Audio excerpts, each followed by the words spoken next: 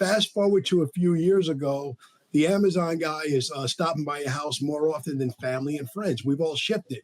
You're ordering groceries online. You're buying clothes online. You're buying business things online. So the whole world changed overnight. But for some reason, our industry, probably from the top, we have a lot of innovation in this space with other really good agents leading different efforts. But our industry collectively have not really come out and said that, guys, you got to adjust. Whatever you're doing now, it's not enough. You have to make your digital footprint massive, and you have to take advantage of all the tech space that's out there. Got questions, we bring the facts. From proven pros who walk the tracks. Business life, no smoke, just flames. Ask the experts, David Williams brings the game. Good morning, Insurance Syndicate Group. It is that time again. We are here at 10:30 a.m. for episode number 6. That's 6 of Ask the Experts. And we're excited about this call because we got a very, very special guest.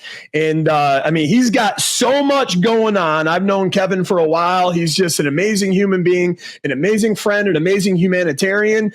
And he's a highly accomplished insurance professional, best-selling author, inspirational speaker with nearly 4 decades. Yes, you heard that right, folks. 4 decades in the insurance industry. So he has a wealth of knowledge in a career adorned by over 24 national sales awards. Kevin has become a beacon of excellence and dedication. Kevin's vast expertise extends beyond insurance as founder of the popular podcast Wind Down with Kev and his mentorship program KSMVP. And he has inspired countless individuals on his journey of adaptability, flexibility, and embracing change. So without further ado, I would like to introduce my good friend, Mr. Kevin Spann. How you doing today, sir? I'm good, David. Great to be here. Great to be here with you and Andy.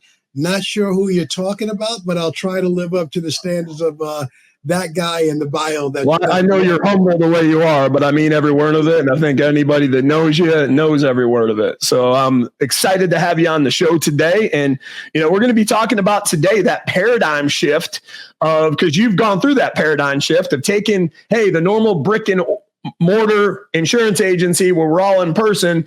All of a sudden COVID hits and we're flipped upside down in this virtual digital world that everybody has to embrace. And I think you embraced it with the best of them. And we're going to talk about that paradigm shift to the digital age today. And we'd love just to give you the floor a little bit if you want to say anything else, and then we'll go into our first question. So what we do on Ask the Experts is we curate questions from our group, from insurance agency owners, and then we also take live questions on the show. So as live questions come in, we'll pop them up around the topic and then run through the list of questions we got today.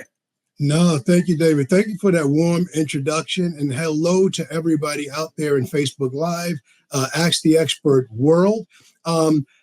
Really, if I could just say real briefly, I want to thank you guys at Team Hire, Dave, you and your whole team, because you guys helped me on this journey of transformation.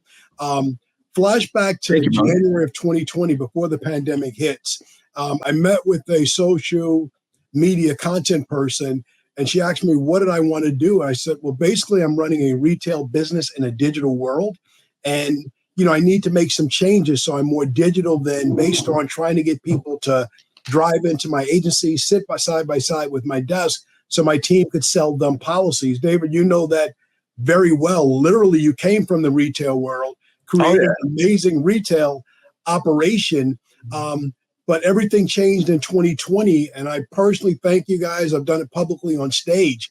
You guys, what you launched with Team Hired, it helped me get into the remote hire space, which is a big part of the digital world that a lot of agents struggle with, because not only is it finding that talent that may not live in the local community where you are, but also making the adjustment. How are you going to manage this person? How are you going to communicate with them daily?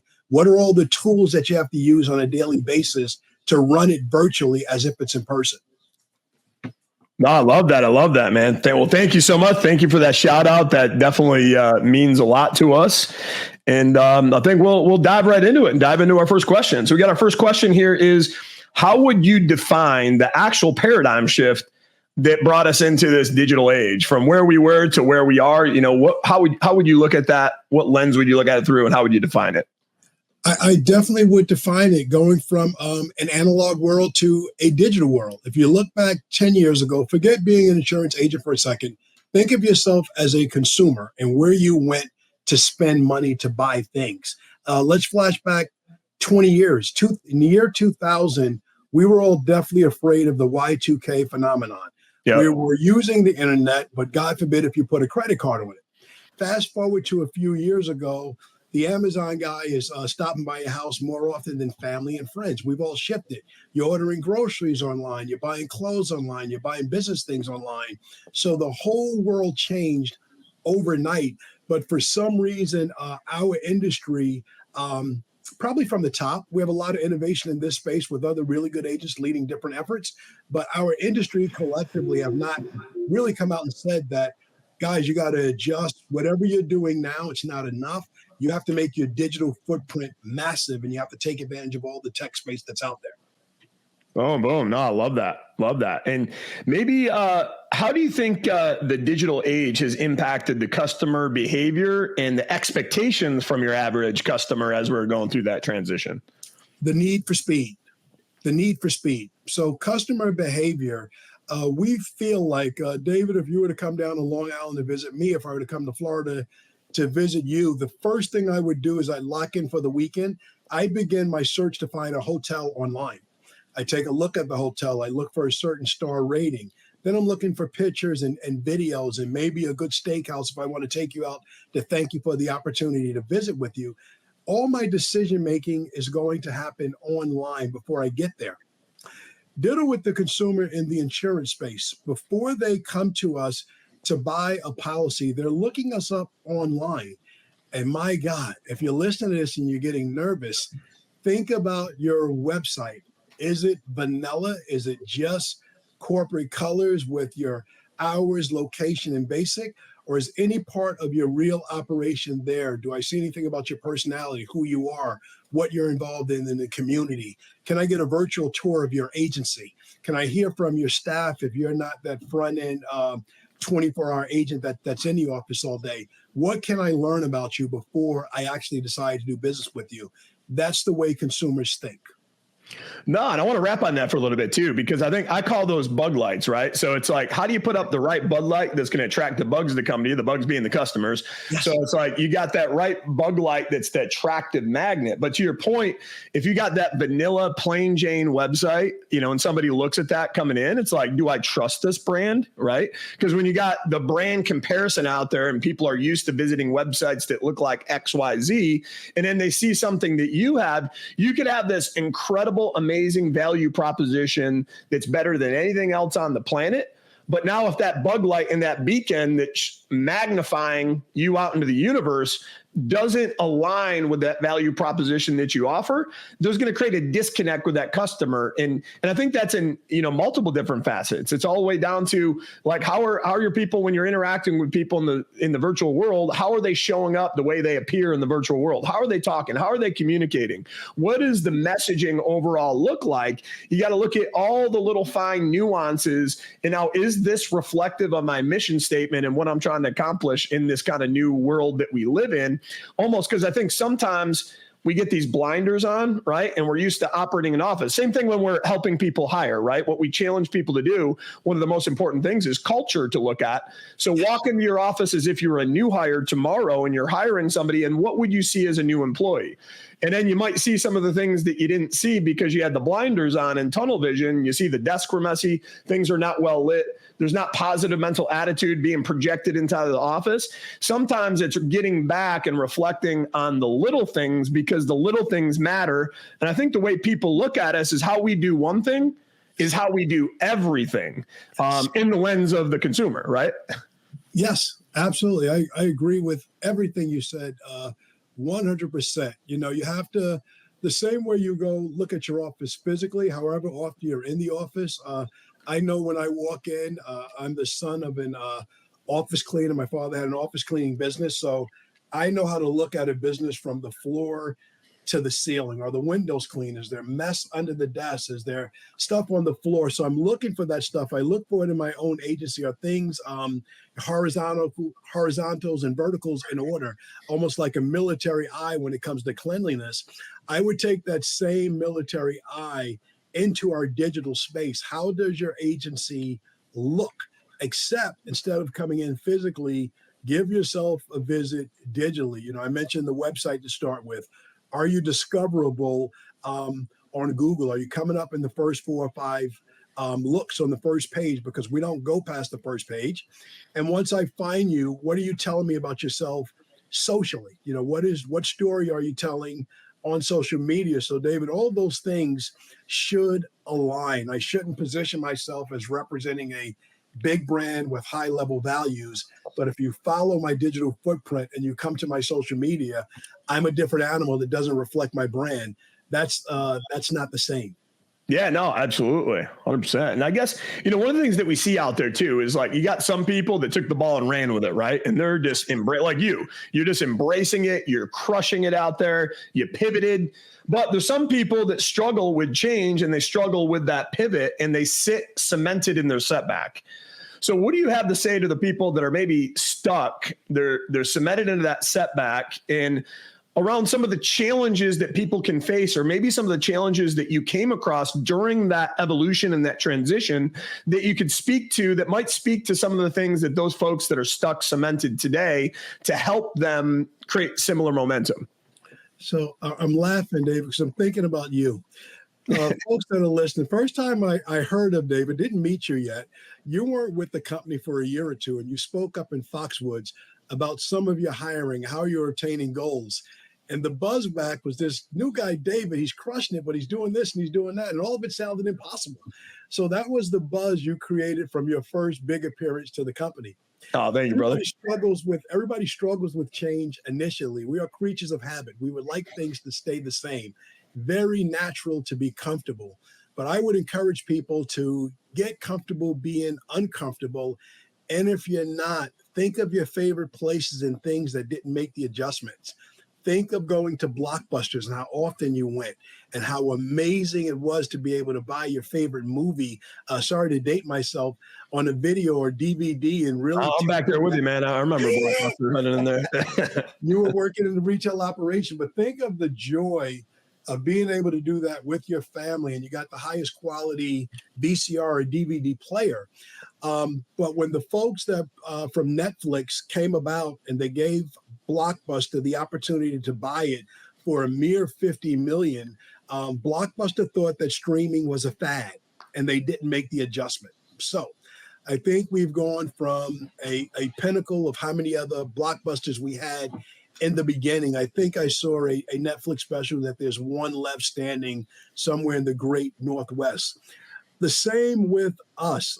Funny story, I'm having a conversation with my 20-year-old son, and we were talking about going to a travel agent to book a trip in the past as opposed to what we're doing today. He said, yeah, Dad, I think I remember one time you took me someplace and there were brochures and we were looking at the cruise options. And, that's my deal with the push to think digital.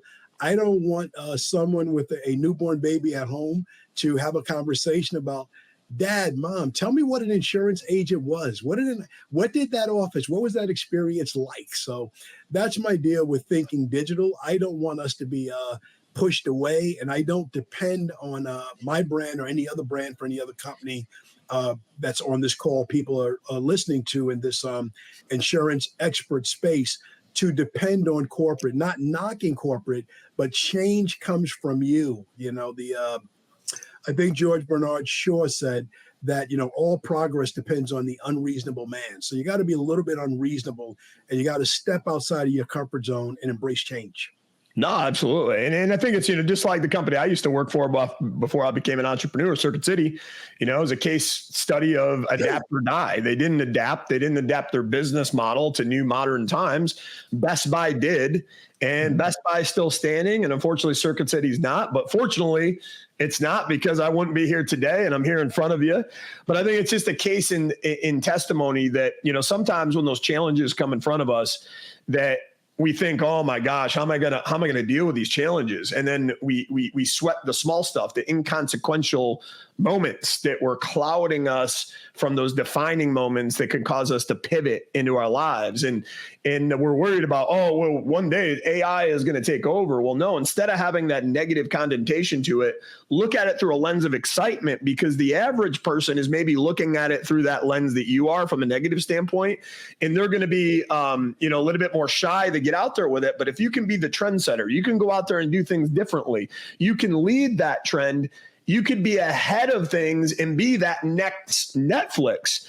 So like, take something that could have been detrimental that you're maybe, sweating over and stressing over, turn it into excitement and think about, how can I leverage this opportunity that other people aren't leveraging, and turn it into the best mousetrap ever, where now all of a sudden I got this magnetic brand where everybody wants to come to me because I'm doing everything differently than anybody else is doing out in the industry, being that disruptor. And that's what excites me about adversity and challenge, is like, just like you did, Kevin, you get to be that disruptor that's out there that brings in a whole new audience because you're doing things differently than anybody's ever had. And then that kind of leads me into my next question there, when we're talking about like technology. So in this new digital world, tell us a little bit about how you leverage different technology and tools to simplify that transition, and maybe do some of the heavy lifting for you and your team members inside of the agency to, make this a home run transition for you. No, definitely. And Dave, I want to go backwards first on the embrace change question that you asked me. Yeah, absolutely. I should have included this in my initial answer. None of this is easy. None of what we're talking about is easy. So I want to say that first. The second thing that I want to say is the insurance agency is loaded with disruptors and influencers that are creating new things, but we share ideas. So I strongly encourage agents that are struggling with change to go to every conference that they can get to in the country, and not only listen to the speakers like yourself, like some other innovators in the digital space, and have a coffee, have a beverage, have a meal with them after the speech to say, hey, David, heard everything that you said. Andy, I heard everything that you were talking about. But does it work for me? This is my deal. Get to know these people, because everybody's very human, very approachable, and they'll talk you through it. Because if it's too good to be true, we don't think it can be true. So I've done that. I've lived that. Every free moment I have, if I'm not speaking, I'm attending a conference, trying to soak up as much new information as I can. But to the next question, what digital tools am I using every day? I use all the tools that I talk about. I see my agency as a consumer, and I work backwards. I think about people I do business with. So I start with my website. Is it clean? Is it clear? Is it accurate? Is everything that's on there? I'm talking corporate branding first before my personal website, kevinspann.com, that you see on the bottom of this. Is it accurate? Are my hours accurate? Do I have a good description of my location to put the best bug light out there to attract it? Am I talking about my staff? In my case, Dave, my office, as you know, is located in Queens, New York. Yep. In Queens, 50% of the residents are born outside of the United States. 108 languages are spoken. So it's very important in my website to talk about all the languages that I speak in my agency: Italian, Polish, Chinese, Mandarin, Cantonese, Haitian, Spanish, Polish, if I didn't say that already. So it's very important for me to reflect that.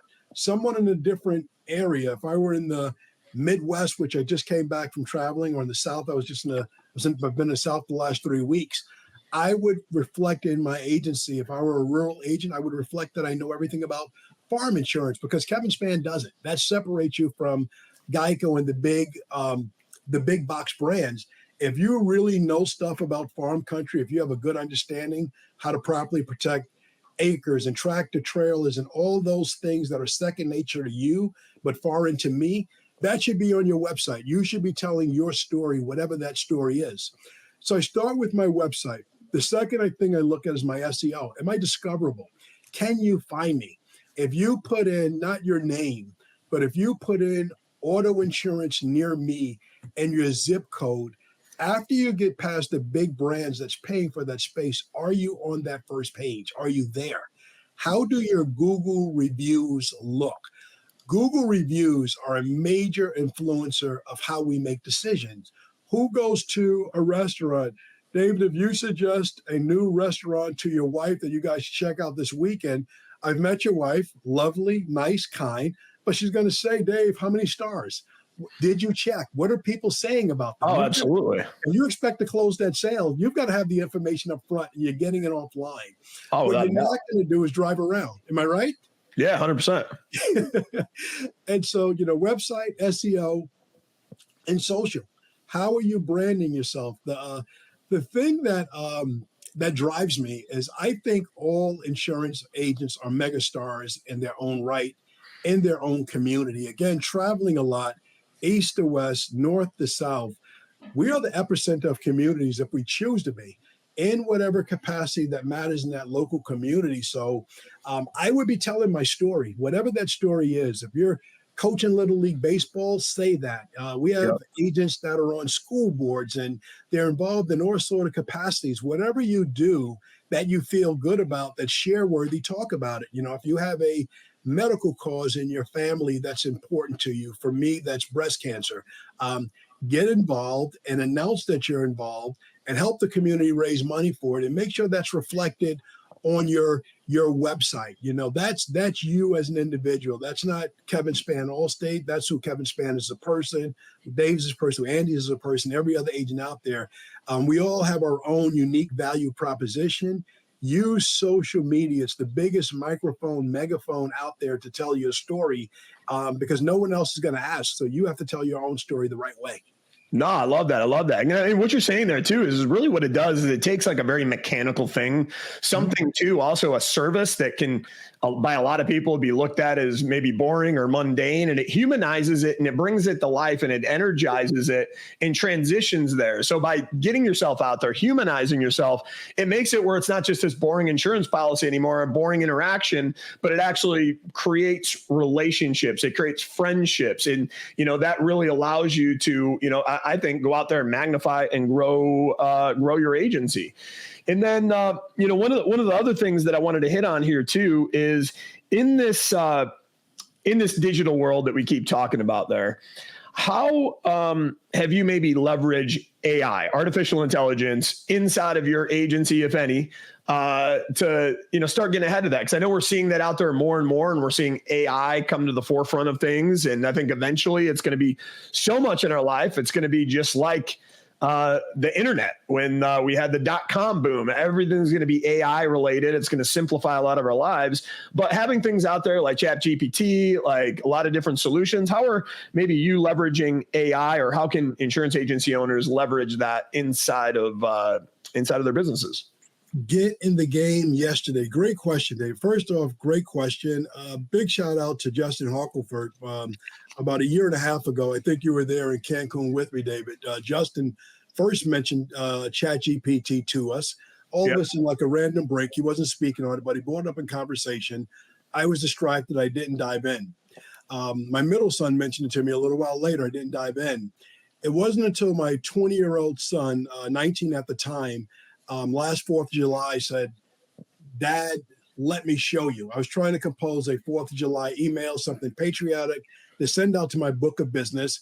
And I can do it. I've got the experience to do it. I know how I feel about it. I'm the son of a vet. I can do it. However, it would take me 10 minutes uninterrupted, which I always don't have. So he sat in this very seat and he did it for me. And once I saw it, I was addicted. Fast forward to today, for the past year, I start every day with ChatGPT and what I'll call ideation, whatever ideas I'm working on. Again, with uninterrupted time, you can do it all yourself. You can white paper it out by yourself. But with ChatGPT, something that might take you a couple of uninterrupted hours, you can get done in 30 seconds. Yep. That's the big pitch I have for ChatGPT. And you can take that to whatever struggles you're dealing with today, whether it's staffing, marketing ideas, budgeting, lead generation, whatever you ask ChatGPT, when you learn how to do it the right way, you're going to be able to change the game in a really, really big way in your agency. So for anyone that's not doing it yet, get in the game. Anyone that's doing it at a moderate level, increase, take it to the next level, because It's infinite. The wisdom here, David, is infinite. As much as I'm doing it, talking about it, speaking and writing about it, every conversation I'm in, I learn more. And I'll make you laugh before I finish answering. I'm in North Carolina yesterday. I jump in an Uber on my way back to the airport, and the Uber driver starts an AI conversation with me, but it's not about ChatGPT. It's about Copilot. And he's really going in the whole 30-minute ride. He's advocating for Copilot. I'm not being defensive, but I'm advocating for ChatGPT. And then finally, while driving, he hits his phone, says, give me something you're working on. And he had me voice it to the phone. And it started spitting out the framework of what we're talking about. And I was blown away. So in that moment, I firmly believe that everybody that comes across me is my teacher. We're not just passing through. I need to learn something from you, Andy, David. David, you gave me an idea before we started. I wrote down right away. So in the Uber yesterday, and watch this, with a 68-year-old driver, retired accountant and operations manager, not a kid fresh out of school, wet behind the ears. This is an established business person. I downloaded Copilot to my phone in that moment, and I'll be playing with it today alongside of ChatGPT. So that's the AI journey that I've been on. I'm used probably 5 to 10 applications that I've mastered that I'm really good at. But every time I talk about it, someone gives me something new that I haven't touched yet. And I'm like, wow, let's go. Let's see. No, absolutely. I'm a big fan of that too. And I want to wrap on AI a little bit because I'm like super passionate about this. I think this is the world where the world is headed and so many different ways to do it. Like, I'm somebody, I was never 100% great at spelling and grammar when it comes to email. So I'll type up an email in my own words, but it's taken me, to your point, like 10, 20 minutes to type it up because I'm also not a super fast typer. But you can pick up ChatGPT and do a voice dictation of everything that you want to say and like, hey, put this into an email format for you. And it'll take all your own words, all your original ideas, but then construe it in a way that would have taken you 10 to 15 minutes to write that out. You can even do that with your customer, your customer response. Maybe your customer sends you an email and they need some sort of solution you don't know the answer to. Copy and paste their question into ChatGPT. How should I respond to this customer? And it'll actually spit out the answer instantaneously. As we're on this call, I bought this actually new little device. This will be a little hack for you you'll love. It's called the Plaud, Plaud. And it's a little credit card, and you can put it in the pocket of your breast coat. Anywhere you go, whether you're in a meeting, a mastermind, you're at a conference, or even on Zoom, you hit the record button. It'll transcribe all the speakers that are around you, take all the data, bullet it into notes, break it down in the framework, label it by speaker, and then turn it into extrapolated action steps out of that meeting so you don't have to read back the whole entire hour. It gives you the cliff notes of what's most important and what you got to do afterwards. Just by clicking a button on this, instead of writing pages and pages of notes, putting it in a notebook and the stack of notebooks that I have that I'm never going to go back and look at again. Yes. Now all my notes are all in one digital place that we had. And then the last piece, we were so passionate about AI that we've been on a journey for over 2 years developing a software solution, Jarvie. And then Kevin, I'm going to give you, I don't know if you've been in that, but I'm going to give you free access to that for you and your team as a thank you for coming on the call today. But what Jarvie allows people to do is we saw that businesses were having 3 different problems. They all had a people problem. They all had a problem when it comes to documenting processes and SOPs. And then they all had a training problem where there's a lack of training or not efficient training in there. So like, how do we take technology in this modern world and create a solution that helps solve those things? And that's kind of where Jarvie was born. So what Jarvie allows you to do, what we were finding when, going back to the ChatGPT, when somebody posts a resume now, they all have ChatGPT. So it's like you're in the sea of all these incredible, perfect unicorn resumes, and then you interview all these people, and the person that comes on Zoom, the interview or in person, doesn't match up that ChatGPT resume. Yes. So it's almost like they need ChatGPT in real life to like make sure that they're matching up to the resume. But that creates a challenge for all the business owners out there because what are you doing? You're spinning your wheels. It's like, oh my gosh, here's another great resume, but I spent an hour with this person and they just did not, they talk the talk, but they can't walk the walk based off of meeting them. So we created a technology you can post out to the job boards when they hit send their resume, hits them with a call to action to start their virtual interview. And what can happen there is a video of Kevin pops up giving a 90-second elevator speech, why you're the greatest thing since sliced bread to come work for you, your value propositions. And even if maybe you're camera shy and you don't want to create a video, you can upload one video of yourself, create and clone an AI avatar of your body and your voice, and then just copy and paste what you want to say, and it'll instantly generate an AI video of Kevin, so you never have to pick up a camera. And then it goes into the first video interview question, whether it's a live video of you or an AI video of you. They listen to it, and then it prompts them lights, camera, action to light up their webcam and microphone where they can reply back. So now you're not just getting a resume back, but you're getting a video series. Do I like this person? What's their tonality? What's their energy? And then we find that, what we were talking about earlier, people don't have an attention span. So they typically don't want to do assessments, and that's a big part of our hiring process. So we're proud to announce we actually just launched our AI assessment. So what it does is it actually takes their video call, transcribes it, gives 8 different insight scores of where the person might be a good fit in your agency, their confidence ability, their sales ability, and then analyzes their digital footprint online, their social media sites, their resume, and gives an 80% or better accurate DISC assessment without ever having to pick up a single survey question.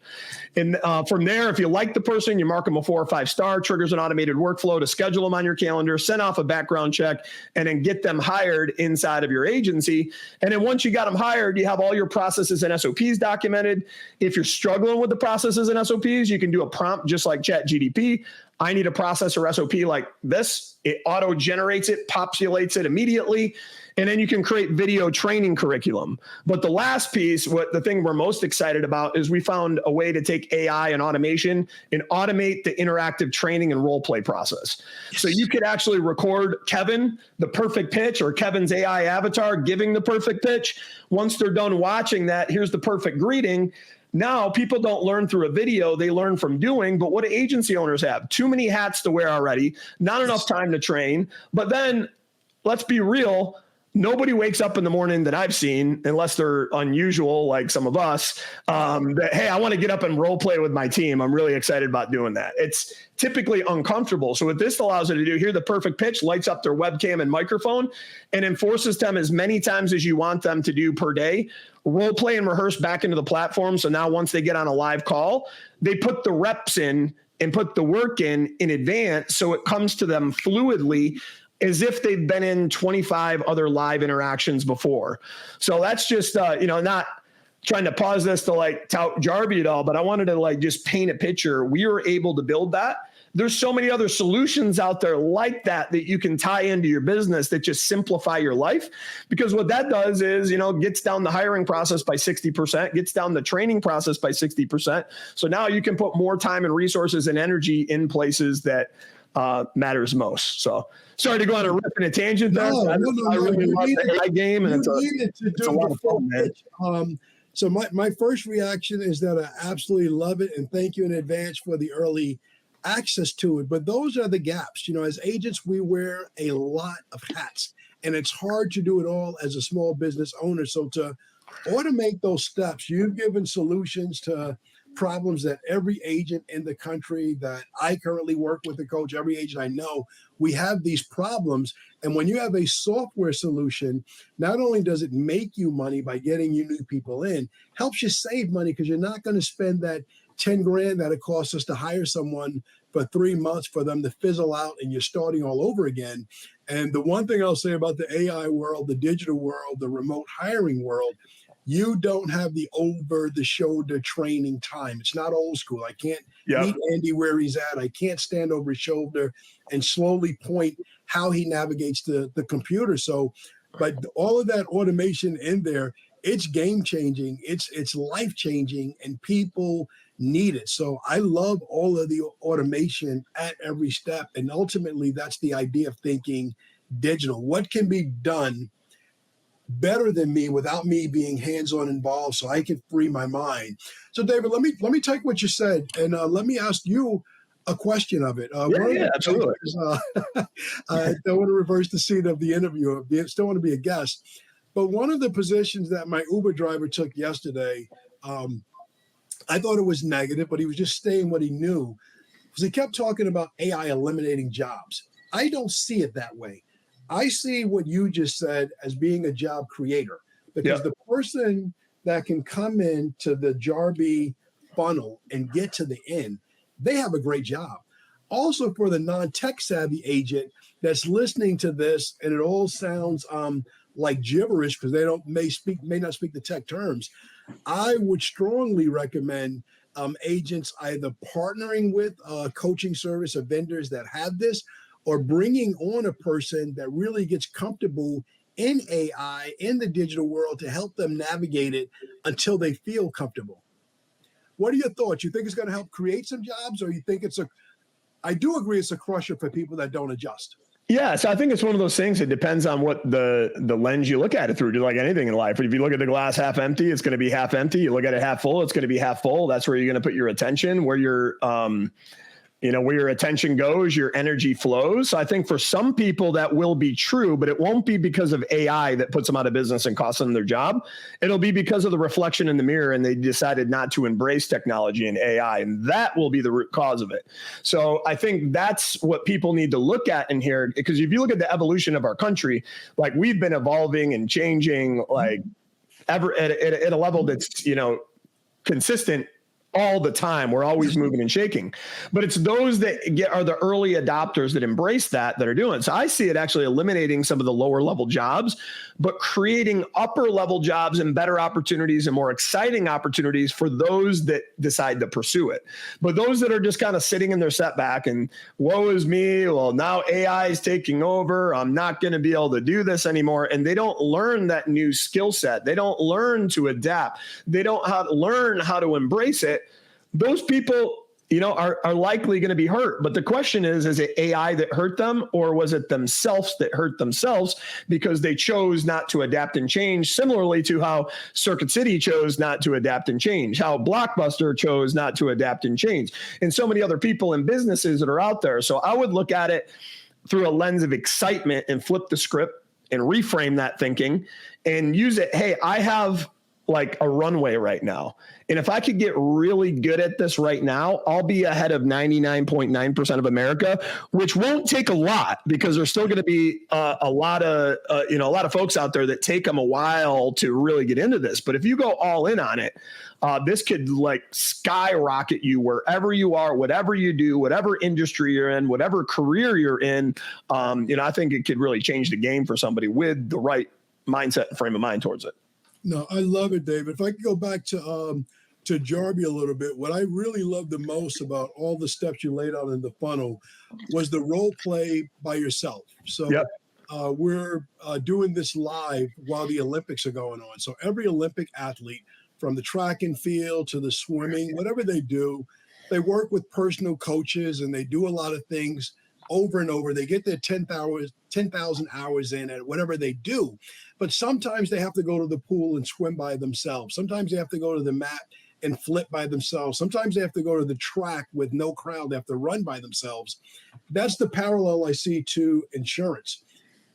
We can schedule coaching. You can call me at 11 o'clock every day and coach me. But at some point, I have to go old school and put a mirror in front of me and ask myself, Kevin, are you smiling and dialing? What kind of energy are you putting into this call right now? Are you dragging? It's like, hi, Andy, I see you're online looking for insurance. How can I help? That's DOA. That's dead on arrival. Yep. But if you have the technology and you can self-improve, that's the key to agents helping their staff, improving their performance. Because if I see me do it, I think I'm doing great. But if I watch the tape, if I watch the film, insert any sport, insert any favorite athlete that you have, they're studying film. They're watching themselves on tape. Oh, totally. They can't believe the mistakes that they make, and then they self-correct. So that's what I love about Jarby. Yeah, and I think that, there too, when you're saying that too, it's like the professional athlete analogy, right? I came from playing college baseball and used to watch pro ball players because it was my dream to do that one day. And one thing I realized that champions train every single day. Champions try to get better every single day. They don't just say, hey, I'm a champion, I'm good now, I don't have to do anything. There's always room for improvement. Even every one of us on the call, we have room for improvement. We always are trying to grow. We're always trying to learn. So what you see them doing is they'll they'll watch back their batting swing and critique it to make sure that they didn't build any bad habits. What did I do well? What did I do wrong? And then just be that critique. But then what are they doing too? They got a coach. And then they're getting in the cages with it and they're swinging, sometimes with the coach, but sometimes watching back their form and then getting back to basics, getting back to basic fundamentals, getting into the batting cages and implementing those practices. And, that's exactly what we're talking about here is like, if you're not doing that with your team, especially in this virtual world, you're setting your team up for failure, because a lot of times what I'll see people do is, because it's so intimidating, I hire that person and guess how they learn? Well, we're going to throw you out to the wolves today. And then you're learning on the call, and then they're stuttering, they're stammering, they're trying to get through that. But what are they doing that people don't realize that they're doing? They're practicing all right, but they're not doing perfect practice. They're practicing imperfect behaviors, and they're actually building repetition and behavioral patterns around the wrong way of doing things. And now tell me, how much more difficult is it to go break a bad habit out of somebody that's used to doing something 100 times now, rather than just instituting the correct habit out of the gate? So that's the value of, hey, you got to make sure that that's right before they go into that live interaction. We've seen it firsthand where all of a sudden role play number 1 is very shaky. Role play 24 looks like they're a well-polished, oiled machine, like insurance assassin ready to go. And now that's the one I want getting on the phone. And now they're more in depth to reinforce those principles that they built outside of the live environment, that they now institute and reinforce in the sales call, that cause their progress to just skyrocket compared to what they would normally do, just kind of fumbling around and struggling on their own. Love it. Kevin, I wanted to kind of circle back. When we started the call, we started talking about SEO and your website presence, which in my mind, a lot of that is driven from the business owner or the director at a very high level. And some of that can take some time, right? It's like pushing a rock up a hill, and you're eventually going to get to a point where it starts to release results for you and become more consistent. But the biggest radical shift for me as like a sales professional is that I realized as a sales professional, if I took digital means into my communication style, i.e. not just relying on a phone call and a voicemail, but we can hunt people down on social media and learn about them. We can message them. We can text them now. We can send them videos. And that roster goes very, very deep. I'm curious what your expectations are of an agency or a business that wants to get their whole team on board so that like their sales producers can benefit and their service people. Like, what sorts of things have you done with your team, with your people that have helped them increase contact rates with customers, maybe increase conversion rates, because they're not just relying on that one medium, if that makes sense? I love it, Andy. So it's a great question. So think about this call that we're on. How do we put it together? David has my phone number, but he didn't call me. He texted me. We corresponded by text less than 24 hours ago, and we're here today. So I am a texter. 95% of the world is a texter. 98% of the world has a smartphone. So we teach the PET method in my agency, both for the service team and the sales team. PET, P-E-T, phone, email, text. If we haven't done all three, we haven't done it. We're teaching not only in my agency, but the agents I coach around the country, texting. Get to the text opt-in within the first 60 seconds, 2 minutes max of the phone call, because we want to build a friendship and a relationship. And all of my friends, all of my business partners, all of my centers of influence, they're in my phone. They have a sense that Kevin's revenue generating hours are between 7 a.m. and 7 p.m. And we're not going to call Kevin to talk about the game or the next new movie. So if we text people all the time and we build that high value texting relationship, it's going to change your retention ratio. It's going to improve your profitability, your loss ratio. It's going to improve your close ratio on sales, because by texting, you're indicating a sensitivity to how busy that person is. So real early in a call, Andy, if you were a live transfer, an internet lead or direct mail, I'd acknowledge you. I'd say hello and greet you with high energy. But I'd say, Andy, real quick, I know you're looking for better coverage at a better rate, but I want you to opt into texting, because God forbid if you need to go, I want to be able to text you to follow up. Bang, Andy, you have the text, say yes, and let's go. Now, Andy, you're not a prospect. You're my guy. And there are 5 other steps I teach about in that texting relationship so we can keep going. So I would say that's the number one thing, is just acknowledging where people are. The biggest challenge that agents share with me, besides the peopling problem that you talked about, David, is what? Getting in touch with customers. It's not price. It's not guidelines. It's not competitive position. People are going through incredible numbers to try to get in touch with people. But if you text, you've got me. You've got me. And texts are open in very, very short order. They're acknowledged. They're read. I'm interested. I'm not interested. Gotcha. I'll call you back. I'm a little bit busy. So that's the number one digital hack that absolutely changes the trajectory of your business results. And you're right. Some of the overall digital footprint is a slow process. You don't do all of these things overnight, but I do strongly suggest getting in the game, not only from an AI standpoint, but lead generation, marketing. Think about where it can fit. So I'll tell you the exact story of my thought processes. We got really good news in New York. David, as a former New York agent, will appreciate it. We're coming back into the market at about 30% of the capacity of what we used to write. So what do I do as an agent? Take off my author hat, take off my podcasting, all those hats. What do I do as an agent? Do I go insanely crazy on direct mail? Do I buy a ton of live transfers at this time? For me, the answer is no and no. The answer is, how do I expand my digital footprint going after all the free leads that are in my book? How do I attack my win backs? How do I attack my cross sales? How do I attack all my other people, my quotes that I didn't close previously? And how can I do it digitally without spending $1 million to do it? Because that's what it comes down to. So some of my answers that I'm working on personally for me and for others is dominate digitally. You know, in a vacuum, another story I'll share with you. I came down this road out of necessity because my environment changed. My environment changed in February of 23, where the amount of business that we used to write, very high level, we're always an elite agent. We're always in conversations, the contention for the highest level of awards. But due to circumstances outside of my control, I couldn't market and write the amount of business that I used to. So a couple of choices, Dave, when you talk about mindset, you can get bitter or you can get better.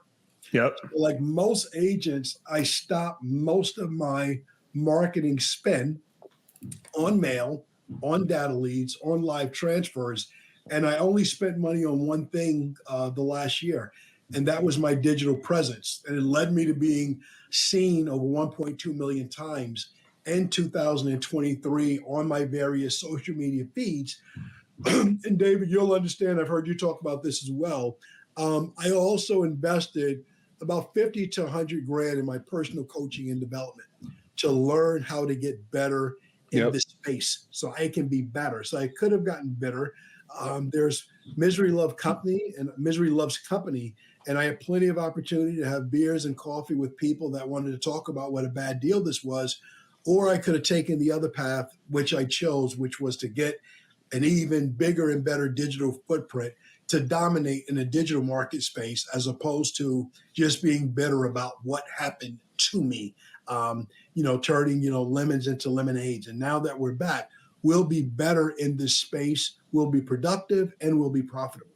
Oh, I love that. I love that. There's a few things I want to unpack there because I loved everything you said, because I think it's shifting the language of what happened to me to what happened for me. And when you shift that language that it happened for me, that now I'm looking at it in a different lens, in a different light. It's not something that's going to hinder me. It's going to take me back, but it's something that's going to propel me to where I want to go. And then one of the things you said on there too is wearing that hat, right? And getting into the digital age. But I think when people are embracing the digital age, when you're texting and this and that, because one of the things that I do is they're wearing the wrong hat sometimes.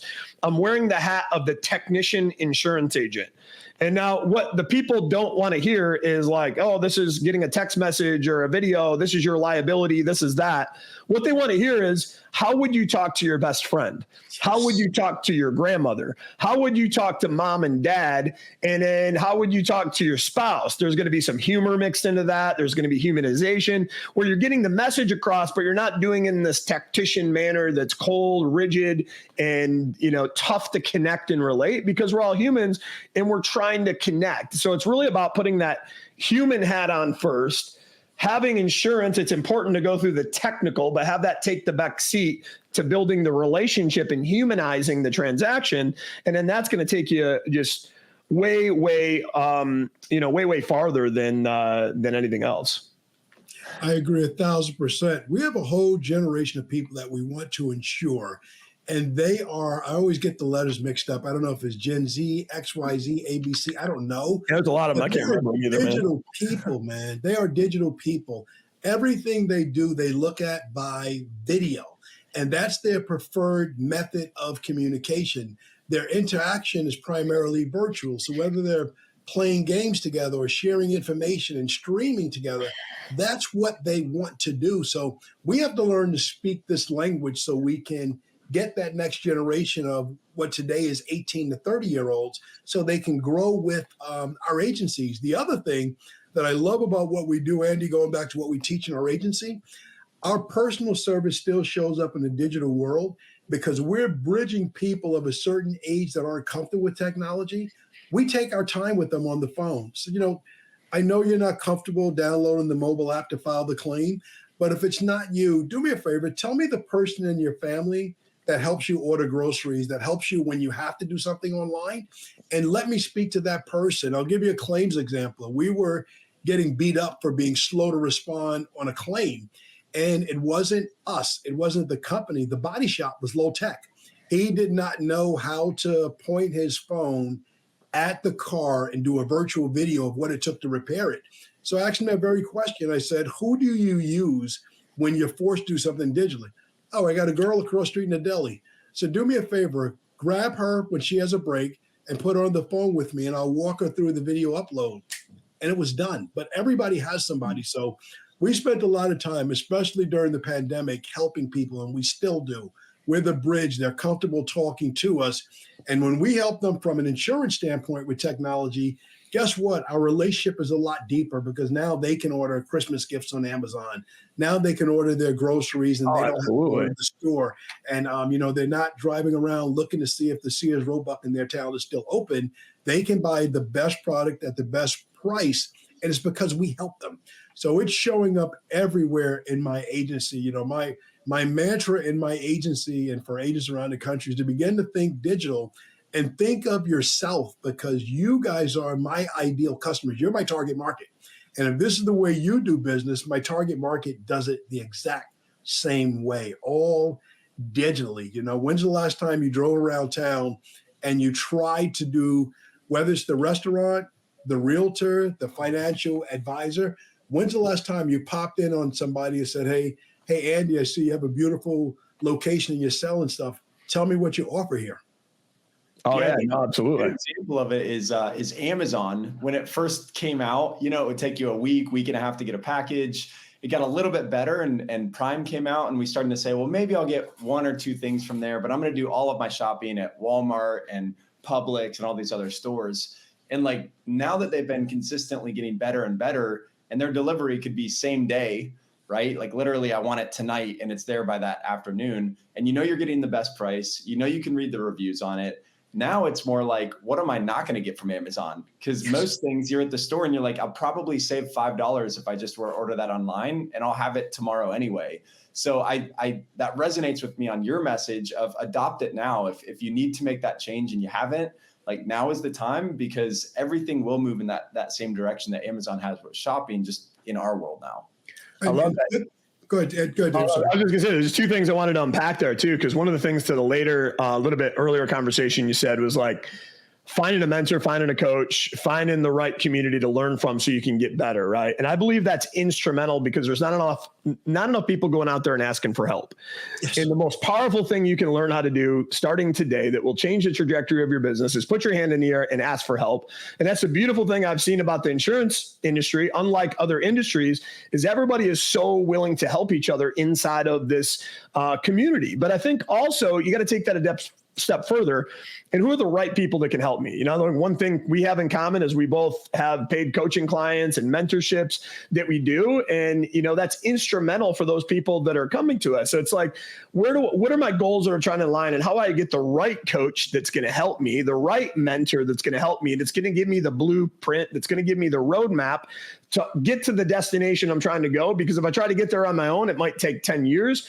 But if somebody's got the treasure map, it might take me only 10 months because I can learn from their mistakes, the do's and the do nots, and then learn from their wins in the same token. But then when you're going to conferences, I think there needs to be like some strategic intentionality, because what I see when people go to conferences more times than not to learn, they're not going there with enough intention, and they're going there for the dopamine hit.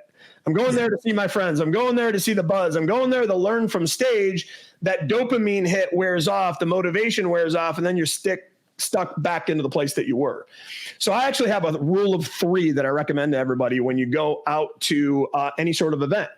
Always look for 3 people that you can serve, because when you're in a place of servitude, you're also learning at the same time as you're being a teacher to the others, and you're serving other people. And I believe there's an old saying, if you serve enough people, this can go to your customers too. If you serve enough people into this world, and this could even be outside of insurance, like you see a customer, to your point, like a technology issue, and you serve them and help them out with the technology. I've always found that you serve enough people in this life, you'll never have to worry about your destination and where you're trying to go.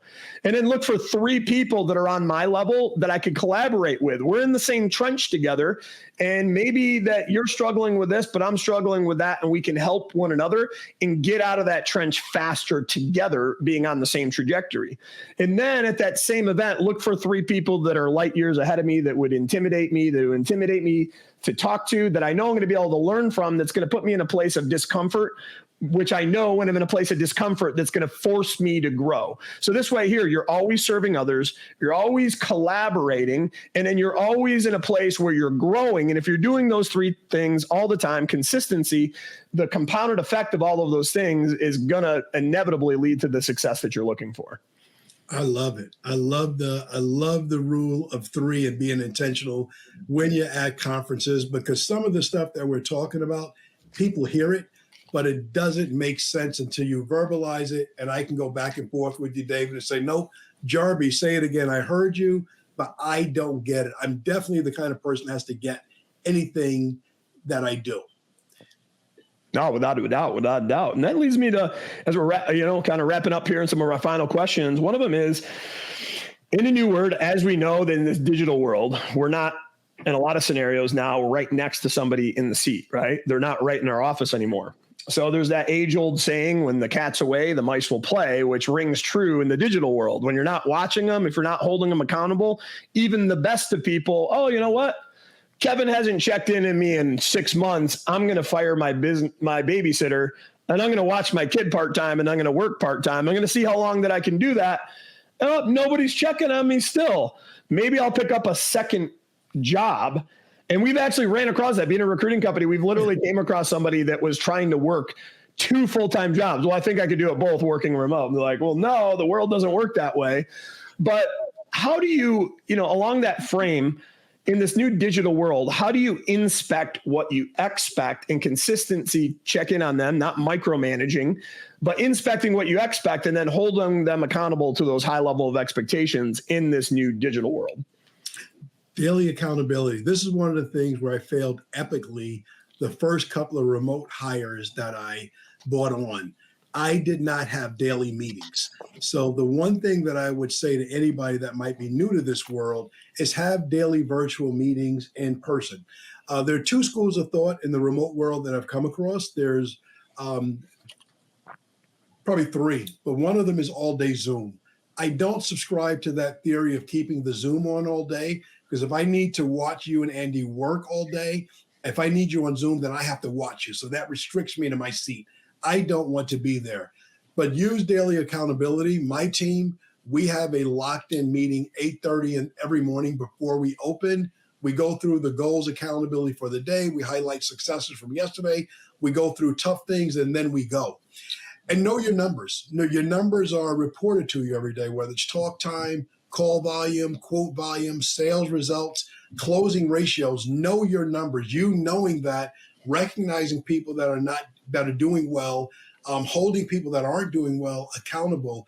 That makes all the difference in the world, and it's daily.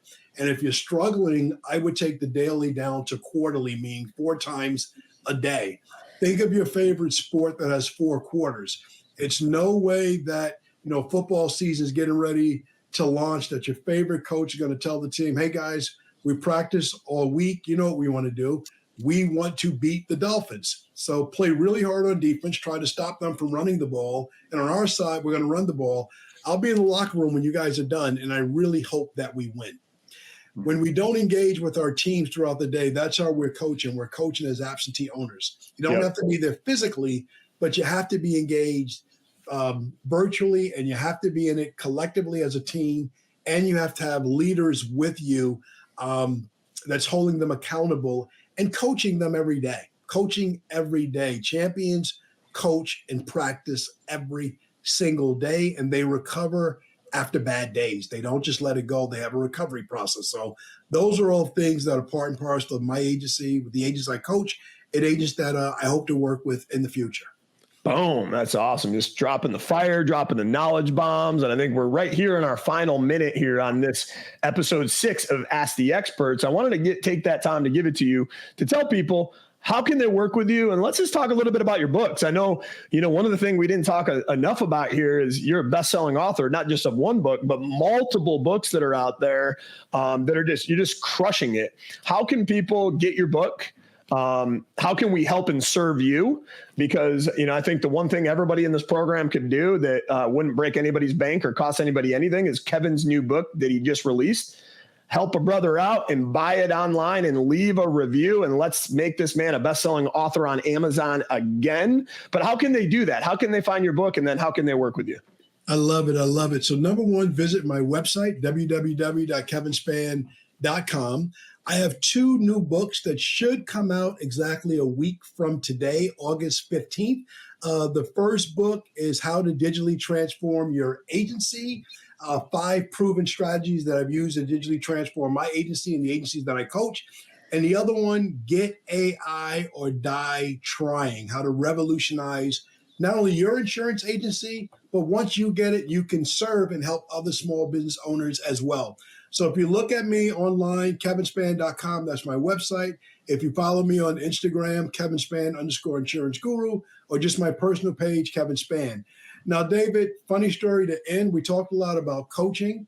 My first 3 books, I worked with a publisher, good friend, guy I know and love. Shout out to Jermaine Miller, JM Publishing. But right before this call, these 2 books I wanted to write and publish myself. I wanted to see the process, but I did it myself. I got all the way to the finish line. But before I put it on Amazon and hit the send button, I checked in with my coach and I said, Jermaine, I need you to see what I'm doing here. He's done it. So we're looking at August 15th date, but if he gives me the amount of correction I expect, it's probably going to move back to closer to August 22nd, but the book will be there. I'll be posting about it. It's going to be everywhere. Amazon, Kindle, Audible, however you consume information, it will be there for you. So I thank you in advance for your support, listening, reading, and anyone who wants to reach out to me in any capacity, start with my website, kevinspann.com. Would love to connect with you, help you, serve you, coach you in any capacity that I can. And for anybody that's on the road, I'm also a coach with Craig Wiggins.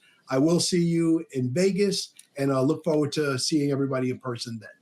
Love that. Love that. And then what we're going to do too is the first 10 people that buy their book and leave Kevin a review. If you do that, the first 10 people, you actually got to send it in. You got to email the insurance syndicate group, send us a chat. We will reimburse you for the book. As long as you buy that and then show us a screenshot that you left Kevin a review, because we want to support Kevin, give him a big thank you from us for his time today. So everybody go out there and buy 1 book, buy 10 books from him. Make sure to drop a review, because that's what it's all about, serving one another, helping one another. And this has been another amazing episode of Ask the Expert. So I can't thank you enough, Kevin, for being on. The wealth of knowledge that you shared with everybody is going to be instrumental to the people that were watching live, and then the people that are going to watch the recording over and over again. Just thank you for being here, my friend. And I guess we'll end it with, until next week, episode number 7, same bat time, same bat channel in the Insurance Syndicate group at 10:30 a.m. Join us for another episode of Ask the Experts.